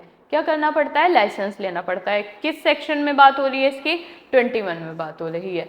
ठीक है, क्या कहता है आपका section, subject to the provision of sub section 2 any person, अभी यहाँ पे कुछ आपको प्रोविजंस देखने मिलेंगे, उसके अलावा any person may make an application, कोई भी इंसान, यहाँ इसके एक्सेप्शन के अलावा कोई भी इंसान अप्लाई कर सकता है कंट्रोलर को, किस बात के लिए, लाइसेंस इशू कराने के लिए, कि इलेक्ट्रॉनिक सिग्नेचर सर्टिफिकेट का लाइसेंस इशू कराने के लिए। किसको अप्लाई करोगे आप, कंट्रोलर को करोगे। और कब आप नहीं कर सकते अप्लाई, कब नहीं कर सकते, no licence shall be issued under subsection 1 unless the applicant fulfil such requirements. आपको जो क्वालिफिकेशन, जो डिटेल आप में जो क्वालिटीज़ होनी चाहिए, जो क्वालिफिकेशन आपको लाइसेंसी बनने के लिए मांगी जा रही है, अगर आप वो फुलफिल नहीं करते हो फिर आप अप्लाई नहीं कर सकते। ठीक है, with respect to qualification, experience, man power, financial man power, here is एक मांगते हैं ना कि हाँ भाई 20 लोगों का ग्रुप होना चाहिए, इतने लोगों की टीम होनी चाहिए, ये होना चाहिए, तो this is man power here. Financial resources and other infrastructure facilities, कई बार बिल्डिंग वगैरह का भी कंसर्न होता है ना, which are necessary to issue electronic signature certificate, कि आपको प्रॉपर अगर आप इशू कर रहे हैं इलेक्ट्रॉनिक सर्टिफिकेट तो आपको ये सारी चीज़ें फुलफिल करनी चाहिए, मे be prescribed bye central government. अब कौन बताएगा कि क्या क्वालिफिकेशन है, एक्सपीरियंस है, मैन पावर क्या है, फाइनेंशियल रिसोर्सेज कितने होने चाहिए, इंफ्रास्ट्रक्चर कैसा, फैसिलिटी कैसी होनी चाहिए, तो ये सब सेंट्रल गवर्नमेंट बताएगी। ठीक है, अब आगे क्या कह रहा है वो, a license granted under this section shall be valid for such period as may be prescribed by the central government. अब आपको लाइसेंस दे दिया गया है तो ये नहीं है कि आप लाइफ लॉन्ग उसे यूज़ करेंगे, अब आपकी वो पूरी ज़िंदगी के लिए हो गया। एक पीरियड होगा जो आपको सेंट्रल गवर्नमेंट बताएगी कि इतने टाइम के लिए आपको ये लाइसेंस दिया गया है। ना तो वो ट्रांसफरेबल है ना हेरिटेबल है, आपको मिला है आप कर सकते हैं, आप अपने बेटे को अपने बाद नहीं दे के जाएंगे और ना ही आप किसी को अपनी मर्जी से ट्रांसफ़र कर सकते हैं उसको। ठीक है, be subject to such terms and condition as may be specified by the regulation, और भी अगर सेंट्रल गवर्नमेंट चाहे तो उस पर टर्म्स, कंडीशन, रेगुलेशन, रिस्ट्रिक्शन जो उसका मन करे वो लगा सकती है कि आप क्या कर सकते हैं, क्या नहीं कर सकते हैं, किन लिमिट्स में रहकर कर सकते हैं और किस में नहीं कर सकते। ठीक है, आगे क्या है, एप्लीकेशन फॉर लाइसेंस। अब मान लीजिए आपने सेक्शन 21 की बात तो समझ ली, आपको लगता है हाँ चलो ये सब तो मैं देख लूँगा, तो अब मैं देता हूँ एप्लीकेशन लाइसेंस के लिए। ठीक है, आपको लगा सेक्शन 21 की बात तो अब मैं समझ गया हूँ, तो अब मैं देने के लिए तैयार हूँ एप्लीकेशन लाइसेंस के लिए। तो उसकी बात करता है सेक्शन नंबर 22। ठीक, क्या कह रहा है आपका section number 22? Every application for issue of a licence shall be in such form as may be prescribed by the central government. किस तरह एप्लीकेशन दी जाएगी, किस फॉर्म में एप्लीकेशन दी जाएगी, कौन बताएगा? सेंट्रल गवर्नमेंट बताएगी, जैसे उसको ठीक लगेगा। और every application for issue of a licence, कोई भी एप्लीकेशन लाइसेंस इशू कराने के लिए शैल बी अकम्पनीड बाय, क्या क्या होना चाहिए उसके साथ? A certificate of practice statement. ठीक है, a statement including the procedure with respect to identification of the applicant. आप ले रहे हो ना, आपको अपनी एक क्लियर आइडेंटिफिकेशन भी तो वहाँ पे इस्टेब्लिश करनी पड़ेगी, और एक फीस भी पे करनी पड़ेगी। फीस भी है इस चीज़ की, एप्लीकेशन की। कितनी फीस है? Not exceeding 25,000 rupees. Please amount याद रखिएगा, एप्लीकेशन की फीस कितनी है? 25,000 rupees, as may be prescribed by the central government, है ना, as may be prescribed by the central government. आगे डी क्या कह रहा है? Such other documents as may be prescribed by the central government. अगर इन सारी बातों के अलावा भी सेंट्रल गवर्नमेंट को लगता है कि कोई और चीज़ भी होनी चाहिए, तो वो वहाँ पे प्रिस्क्राइब कर देगी उस चीज़ के लिए। ठीक, अब हमने पढ़ा था कि लाइसेंस एक पर्टिकुलर, एक रीजनेबल टर्म के लिए हो रहा है, हमेशा के लिए आपको नहीं दिया जा रहा है। तो अब मान लीजिए जो जिस टर्म के लिए आपको लाइसेंस दिया गया था वो एक्सपायर हो गया। 5 साल के लिए लाइसेंस दिया गया था, 5 साल पूरे हो गए और आपका लाइसेंस अब एक्सपायर हो चुका है। तो ऐसे केस में आप अपने लाइसेंस को रिन्यू करा सकते हैं। ठीक है, कैसे रिन्यू कराएंगे?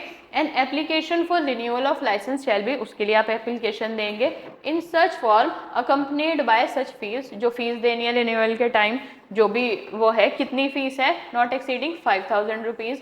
आपने अमाउंट ध्यान रखना है कि यहाँ पे रिन्यूअल की फीस कितनी दे रखी है। As may be prescribed by the central government shall be made not less than 45 days before the date of expiry of period of a validity of license। आपका लाइसेंस जिस भी दिन एक्सपायर होना है उससे 45 दिन पहले तक आपने वो उसके रिन्यूअल के लिए अप्लाई कर देना है। ठीक है, 45 डेज ध्यान रखना। अगर आज आपका लाइसेंस एक्सपायर हो रहा है ना, तो आप आज ही नहीं जाएंगे कि चलो रिन्यू कर दो। आपको पता है कि मेरा 45 डेज में लाइसेंस एक्सपायर हो जाएगा, मेरा 6 महीने में हो जाएगा, तो मिनिमम 45 डेज पहले जो इन्होंने लिमिट दे रखी है आपको अपना लाइसेंस रिन्यू कराना है। बताइए, अब आप मुझे यहाँ तक क्लियर हैं, फिर मैं आगे बढ़ती हूँ। जस्ट लेट मी नो यहाँ तक क्लियर है। जितना मैंने भी कराया एक बार उसको गो थ्रू करो। पहले तो एक बात बताओ, यहाँ तक क्लियर हो? 5,000 रुपीज, नॉट एक्सीडिंग 5,000 रुपीज। मेरे साथ साथ सब कुछ मार्क किया है ना, कुछ छोड़ा तो नहीं? बताइए, मेरे साथ साथ सब कुछ मार्क किया है ना आपने? कुछ छूटा तो नहीं है? क्या कह रहा है आगे ये? प्रोसीजर फॉर ग्रांट और rejection of licence.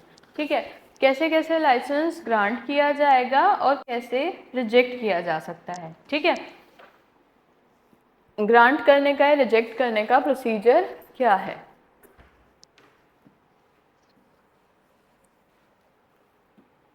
Let's see, मैं बता रही थी कि अगर लाइसेंस रिजेक्ट भी करोगे ना, तो मैंने आपको लास्ट क्या बताया था कि अगर आप मैंने आपको बताया था कि अगर आप रिजेक्ट भी करोगे ना, तो उनको रीजनेबल अपॉर्चुनिटी देना कि वो अपना केस प्रेजेंट कर सकें। अगर आपको कोई चीज़ सही नहीं लग रही है उनके केस को लेकर, तो आप उनको बोलो ना कि आपके डॉक्यूमेंट्स में, आपके एप्लीकेशन में हमें ये चीज़ ठीक नहीं लगी, करेक्ट इट। तो उनको इतनी अपॉर्चुनिटी मिलनी चाहिए कि वो उस चीज़ को करेक्ट करके दे दें आपको। ऐसा नहीं है कि बस आपको लग रहा है कि ठीक नहीं है, एप्लीकेशन ठीक नहीं है और आपने जल्दी से उसको कैंसिल कर दिया या फिर उसको रिजेक्ट कर दिया। ठीक है, अगला क्या कह रहा है? अब यहाँ पे तो रिजेक्शन की बात थी ऊपर कि हाँ भाई आपको अभी मिला ही नहीं है लाइसेंस, आपने एप्लीकेशन दी थी बट आपकी एप्लीकेशन हमें सही नहीं लगी है, तो वहाँ पे इतना नहीं जमा तो आपको मिल ही नहीं रहा है लाइसेंस। हो सकता है आपके रिन्यूअल के बाद भी आपको मिले नहीं मिले, आगे की बात है वो। बट ये चीज़ बात करता है कि जिस केस में लाइसेंस ग्रांट हो गया था आपको, ठीक है, तब वहाँ पे आपने कुछ ऐसा किया, आपकी साइड से ऐसा कुछ की हुआ है कि अब आपके लाइसेंस को सस्पेंड करना पड़ेगा। आपकी साइड से ऐसा कुछ हुआ है कि अब आपके लाइसेंस को सस्पेंड करना पड़ेगा। तो क्या कह रहा है, कौन करेगा? The controller may, if he satisfied that making such inquiry, controller को पहले एक इंक्वायरी करनी पड़ेगी, फिर अगर उसको सही लगता है कि जो आपकी सर्टिफाइंग अथॉरिटी है वो क्या कर रही है, made a statement in or relation to the application for the issue or renewal of the license which is incorrect or false, यानी जब उसने लाइसेंस इशू कराने के लिए आपको कुछ रिकॉर्ड्स दिए थे, कुछ स्टेटमेंट्स दिए थे, एप्लीकेशन जो थी वो या तो इनकरेक्ट थी या फॉल्स थी, ठीक है, उसमें जो मटेरियल्स थे या पर्टिकुलर्स थे वो या तो इनकरेक्ट थे या फिर फॉल्स थे। दूसरा क्या कह रहा है, कब कर सकता है suspend, fail to comply with the terms and condition subject which the licence was granted. तो हमने पढ़ा था कि जिस टाइम पे लाइसेंस ग्रांट होगा तो कुछ टर्म्स और कंडीशन पे लाइसेंस ग्रांट होगा। अब जिन टर्म्स और कंडीशन पे लाइसेंस ग्रांट हुआ था उसी ने उन्हीं का ही ब्रीच करना शुरू कर दिया, उसी को ही फुलफिल नहीं करने लगा, वो उसको कंप्लाई नहीं कर रहा था, तो आप उसका लाइसेंस सस्पेंड कर देंगे। फिर यहाँ पे fail to maintain the procedure and standard, मैंने वहाँ बताया था ना कि आपको एक बेसिक स्टैंडर्ड मिलेगा कि इतना, हाँ ये पर्टिकुलर चीज़ें तो आपको फॉलो करके ही चलनी है, यहाँ इतने के लिए तो आप बाउंड हैं। तो अगर आप फिर से फेल हो जाते हैं मेंटेन करने में उस प्रोसीजर को या स्टैंडर्ड को, जो सेक्शन 30 में आपको ऊपर बताएंगे, अभी जो ऊपर प्रोसीजर पढ़ा है ना कि एक बेसिक स्टैंडर्ड फॉलो करना है आपको, उस स्टैंडर्ड को नीचे डिटेल में सेक्शन 30 में बताया गया है। अगर आप उसको नहीं फॉलो करेंगे तो भी आपका लाइसेंस सस्पेंड हो जाएगा। और डी क्या कह रहा है, डी कह रहा है contravened any provision of this act. अब जो इस एक्ट के अंदर जितने भी प्रोविजन है, एक्ट है, रूल रेगुलेशन है, ऑर्डर है जो बने हुए हैं, अगर आप उसका कॉन्ट्रावेंशन करते हैं तो भी आपका लाइसेंस वहां पे सस्पेंड कर दिया जाएगा, है ना। आगे, provided that no license shall be revoked unless such certifying authority has been given a reasonable opportunity of showing cause against the purpose revocation. अब ऊपर जो भी कारण लगा आपको उनके लाइसेंस को सस्पेंड करने का, तो आप उनको एक रीजनेबल अपॉर्चुनिटी दो, उनको बुलाओ, उनको बोलो आपकी साइड से ऐसे हो रहा है, आप इस चीज़ को कैसे सुधार सकते हैं, या आपने कुछ डॉक्यूमेंट गलत दिया है, आप हमारे टर्म्स और कंडीशन के साथ नहीं चल रहे हैं, आप स्टैंडर्ड फॉलो नहीं कर रहे हैं, तो उनको बुलाकर उनको एक रीजनेबल अपॉर्चुनिटी देनी पड़ेगी। बात नहीं बनती है, हाँ, देन यू कैन कैंसिल, ठीक है। आगे क्या कह रहा है, controller may if he has reasonable cause to believe that there is any ground for revocation a license under subsection 1, ऊपर जितनी कंडीशन देखी, कंट्रोलर को लगता है by order suspend such license pending the completion of inquiry ordered by him, और अभी inquiry pending है, ठीक है, और उसको तभी लगता है कि सस्पेंड करना चाहिए, तो he can provided that no license shall be suspended for a period exceeding 10 days, ठीक है। जो लाइसेंस है वो सस्पेंड नहीं हो सकता किससे, 10 days, unless the certifying authority has been given a reasonable opportunity. अब 10 दिन से ज़्यादा नहीं सस्पेंड करो, पर उसको फिर क्या करो, एक रीजनेबल अपॉर्चुनिटी दो कि हाँ भाई आओ बताओ क्या दिक्कत है। अब जब उसके बाद भी नहीं देता है फिर तो सस्पेंशन होना ही होना है, बट हाँ इनिशियल लेवल पे 10 दिन है, फिर उसके पास रीजनेबल अपॉर्चुनिटी है, वो बताएगा अपनी बात।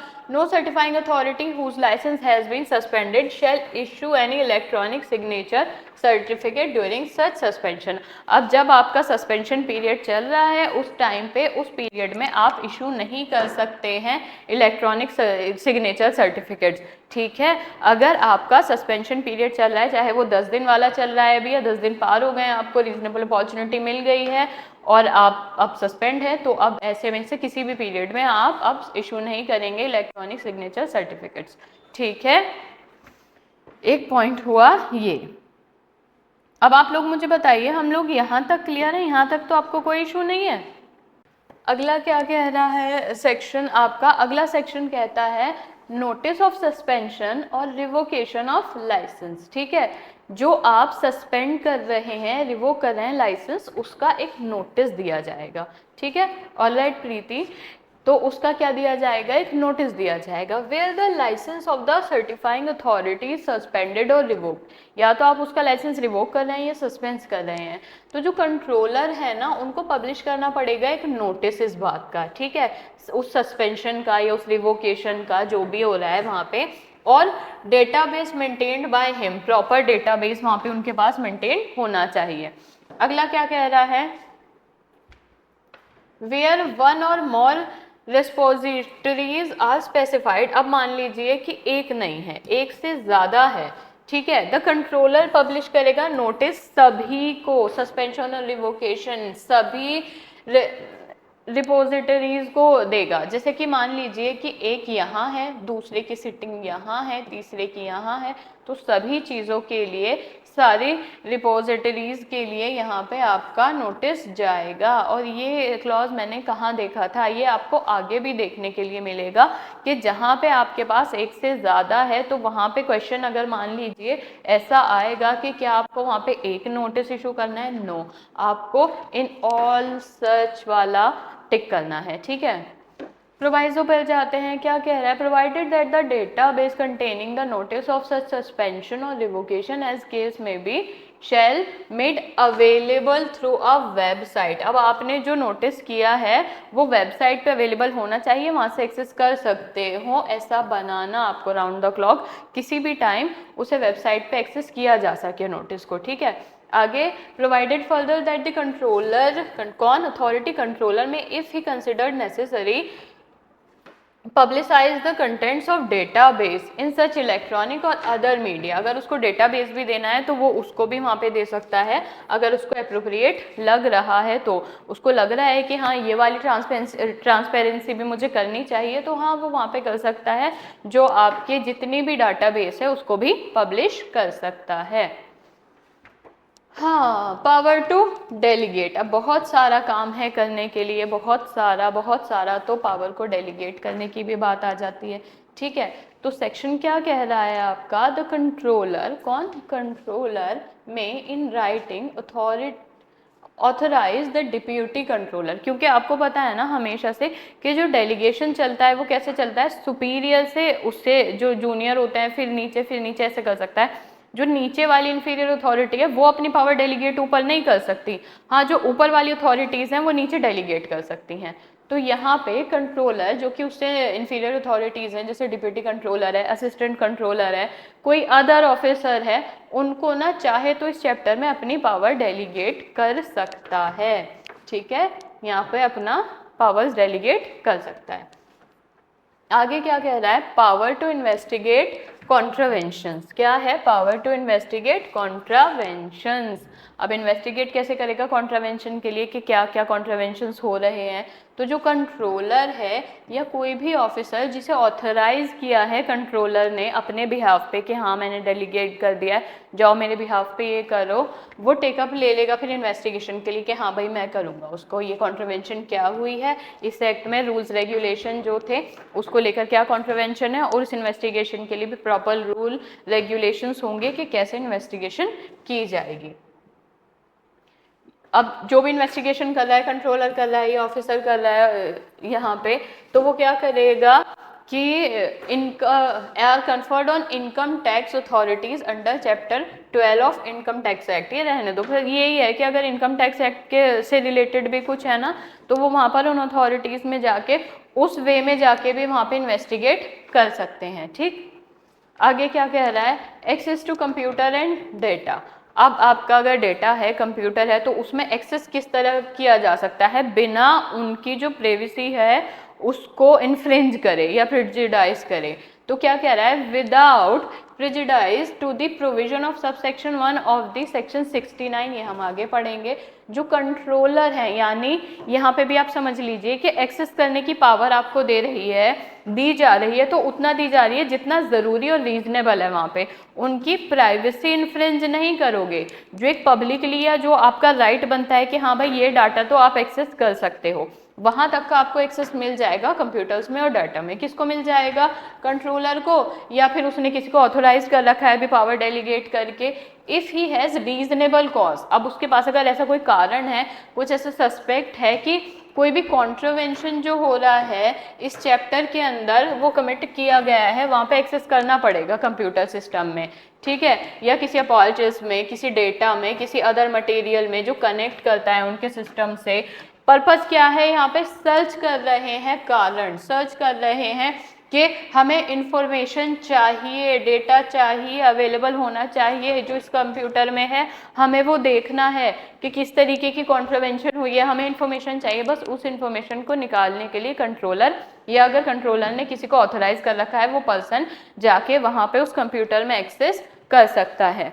ऑलराइट, आगे क्या कह रहा है ये?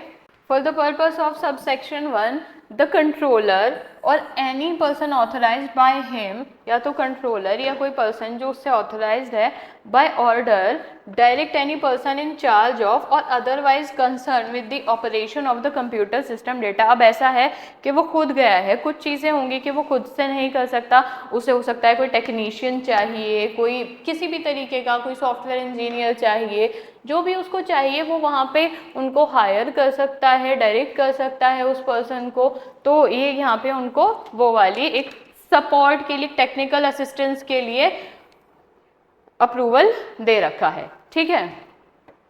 अब जो सर्टिफाइंग अथॉरिटी है, अभी हमने बताया था ना कि एक स्टैंडर्ड फॉलो करना है, और उन स्टैंडर्ड का भी अगर ब्रीच करोगे, अगर किसी भी तरीके से स्टैंडर्ड का ब्रीच हो रहा है, तो वो भी ग्राउंड है आपका लाइसेंस कैंसिल करने का। यानी जो आपके लिए पीछे पढ़ा था ना कि जो बेसिक स्टैंडर्ड है वो सेक्शन 30 में दे रखे हैं, तो हाँ यहाँ पे आप वही सेक्शन देखेंगे कि आपको एक बेसिक क्या स्टैंडर्ड दे रखे हैं सर्टिफाइंग अथॉरिटी के लिए, जो उसको फॉलो करने हैं, ठीक है। तो क्या है? Certifying authority to follow certain procedure, ये वही बेसिक स्टैंडर्ड्स हैं, ठीक है। Every certifying authority shall make use of hardware, ठीक है, क्या लिखा है ध्यान से पढ़ना। और ऑल्दो ये क्वेश्चन में नहीं आता, जस्ट एक जनरल अंडरस्टैंडिंग है, तो इसको रटने नहीं बैठ जाना, नहीं पूछा जाता ये। Certifying authority to follow certain procedure, ये है कि आपको बेसिक सा प्रोसीजर का आइडिया होना चाहिए कि अगर कहा भी जा रहा है तो आपसे कितना मेंटेन और क्या मेंटेन रखने के लिए कहा जा रहा है। तो क्या कह रहा है?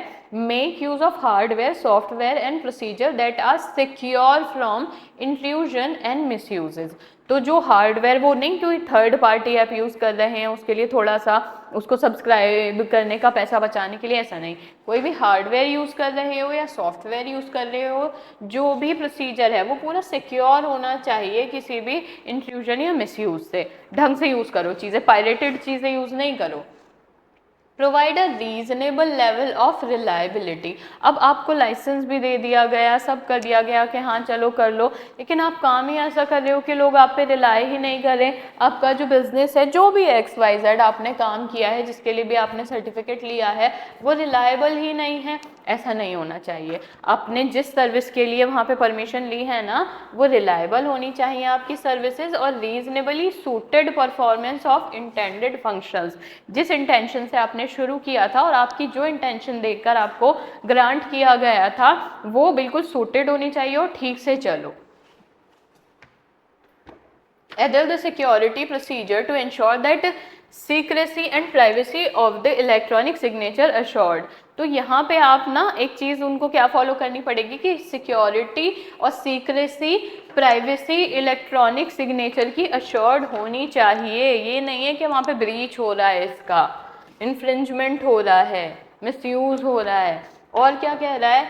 Be the repository of all electronic signature certificate issued under this act. आप इस चीज़ के लिए रिलायबल बनो, आप अथॉरिटी बनो उसकी, ठीक है। आगे क्या कह रहा है? पब्लिश इंफॉर्मेशन रिगार्डिंग इस प्रैक्टिसेस, मतलब बताते रहो साथ साथ, थोड़ी थोड़ी ट्रांसपेरेंसी भी मेंटेन रखो अपने electronic signature certificate and current status of such certificates, ठीक है। और आखिरी में ऑब्जर्व सच अदर स्टैंडर्ड्स, और बाकी के भी स्टैंडर्ड अगर आपको रेगुलेशन में प्रोवाइड किए गए हैं तो प्लीज़ उनको भी मेंटेन रखेंगे आप। अगर आपको कोई और स्टैंडर्ड भी प्रोवाइड किए गए हैं तो आप उनको भी मेंटेन रखेंगे। बताइए आप, यहाँ तक आप लोगों को समझ आया? कोई कंफ्यूजन तो नहीं है? क्लियर है हम लोग यहाँ तक? आगे क्या कह रहा है? Certifying authority to ensure compliance of act. ठीक है, जो ये एक्ट है तो जो आपकी सर्टिफाइंग अथॉरिटी होगी ना वो इतना तो करे कि इस एक्ट के प्रोविजन के साथ कंप्लायंस करे। ऐसा नहीं है कि कुछ भी चल रहा है, जितना आपको कहा गया है, जितना इस एक्ट के हिसाब से रीजनेबल है करना, आप उतना ही करें, आपको कंप्लायंस करना पड़ेगा। ठीक है, आगे आपके लिए इसमें क्या इंपॉर्टेंट है मैं वो देख लेती हूँ। 31 सिर्फ सेक्शन नंबर देख लेना, ये कुछ इंपॉर्टेंट नहीं है, पढ़ लेते हैं फिर भी इसको एक बार। Every certifying authority shall ensure that every person employed, अब उसने जो अपने अंडर जितने भी एम्प्लॉयज रख रखे हैं, अदरवाइज जो भी लोग एंगेज हैं उस काम में, उस कंपनी में या उस काम में जो भी चल रहा है उसके एम्प्लॉयमेंट के कोर्स में, provision of this act and regulation and other order made thereunder, जो भी आपको रूल रेगुलेशन और ऑर्डर दिए हैं आप उनको कंप्लायंस करो, उसको आप नहीं इन्फ्रिंज कर सकते। ठीक है, आपको जो लाइसेंस मिला हुआ है उसको डिस्प्ले करके लगाओ, ऐसा नहीं है आपने उसे कहीं कोने में तिजोरी में छुपा रखा है। आपने देखा होगा ना, कहीं किसी भी इसी के बारे में बात नहीं करेंगे, जनरली लोग कुछ चीज़ें फ्रेम करके लगाए रखते हैं कैफ़ेज़ में, रेस्टोरेंट में, कि हाँ हमारे पास ये पर्टिकुलर लाइसेंस हैं। तो वो बार बार ऐसा नहीं है कि आपको ये आएगा तो आप उसे तिजोरी से निकाल के लाएंगे और फिर दिखाएंगे। ठीक है, every certifying authority shall display its licence, है ना, और ऐसे कॉन्स्पिक्यूअस प्लेस पे कि वो वहाँ पे अगर कोई लोग हैं तो उनको दिख जाए, है ना। ऐसा नहीं है कि हाँ ठीक है फ्रेम भी कर दिया तो उसे भी कोने में छुपा के। सरेंडर ऑफ लाइसेंस यानी रिवोक और सस्पेंशन के अलावा एक बात ये भी है कि सरेंडर भी किया जा सकता है लाइसेंस का। ठीक है, सरेंडर कैसे किया जा सकता है? जो भी आपकी सर्टिफाइंग अथॉरिटी है जिसको लाइसेंस सस्पेंड किया गया है, रिवोक किया गया है, तो इमीडिएटली उस सस्पेंशन और रिवोकेशन के बाद उसको सरेंडर कर दे लाइसेंस को कंट्रोलर को। ये कब की बात हो रही है कि वहाँ पे आपको रीजनेबल अपॉर्चुनिटी भी दी गई, 10 दिन के लिए सस्पेंड था, फिर आपको नोटिस दिया गया, आपको रीजनेबल अपॉर्चुनिटी दी गई कि हाँ भाई कुछ कहना है, बताना है, तो उसके बाद भी बात नहीं बन रही है ना, तो अब आके आप इस चीज़ को सरेंडर कर दो। ठीक है, लेकिन क्या हो अगर आपने सरेंडर नहीं किया? Where any certifying authority fails to surrender a license under subsection 1, the person in whose favor a license is issued, तो जिस पर्सन को इशू किया गया था वो गिल्टी होगा ऑफेंस का जो पनिशेबल है। अगर आपका ऑर्डर आया है कि आपका लाइसेंस सस्पेंड या रिवोक हो रहा है, आपको रीजनेबल अपॉर्चुनिटी दी गई थी, बीइंग हर्ड, आपको सुना गया, आपसे बाकी के जो डॉक्यूमेंट्स थे लिए गए, उसके बाद भी ऑर्डर यही है कि आपका लाइसेंस सस्पेंड या रिवोक किया जाएगा, तो जाके उस लाइसेंस को चुपचाप सरेंडर कर दो। अगर आपने वहाँ पे वो लाइसेंस सरेंडर नहीं किया गया है तो आप गिल्टी होंगे ऑफेंस के, और आपको पनिशमेंट कितनी मिलेगी? 6 महीने की मिलेगी, विच में एक्सटेंड अप टू 6 मंथ, और जो फाइन होगा आप पे वो 10,000 रुपीज़ लगेगा, या फिर दोनों एक साथ, फाइन या पनिशमेंट या फिर दोनों। बताइए यहाँ तक क्लियर है या नहीं? डिस्क्लोजर आपका लास्ट सेक्शन है इस चैप्टर का, एक बार ये और देख लेते हैं। डिस्क्लोजर क्या कह रहा है कि जो भी सर्टिफाइंग अथॉरिटी है उसको डिस्क्लोज करना पड़ेगा अपने रेगुलेशन को। कैसे? इलेक्ट्रॉनिक सिग्नेचर सर्टिफिकेट और जो भी कोई भी सर्टिफिकेशन है, प्रैक्टिस का स्टेटमेंट है, रेलेवेंट है, उसको भी डिस्क्लोज करो। ये बेसिकली एक ट्रांसपेरेंसी मेंटेन करने के लिए बता रहा है, जो कि आपके और मेरे लिए नहीं बता रहा है, एग्जाम पर्पज से नहीं है। ये तो वो है कि जिनको हाँ भाई इम्प्लाई करना है IT एक्ट, उनको पता होना चाहिए कि उनको कौन सी ट्रांसपेरेंसी मेंटेन रखनी है। तो आप बस इतना ध्यान रखो, 34 में डिस्क्लोजर है आपकी, कोई भी ऐसी चीज़ है जहाँ पे आपने ट्रांसपेरेंसी मेंटेन रखनी है तो यहाँ रखनी है, not important for your exam point of view. ठीक है, नहीं आता, ये उन लोगों के लिए है जिनको ट्रांसपेरेंसी मेंटेन रखनी है, वो रखनी है। एक रीड ले लेना छोटी सी। बताओ यहाँ तक क्लियर है? हम क्लियर? तो बस आज के लिए इतना ही, कल करें कंटिन्यू, कल इससे आगे कंटिन्यू करते हैं, ठीक है ना।